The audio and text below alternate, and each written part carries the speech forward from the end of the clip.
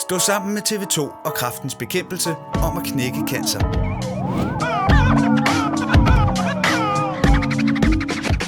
I uge 43 sender vi endnu en gang 10 knæk cancer-stafetter afsted på en fantastisk rejse rundt i Danmark.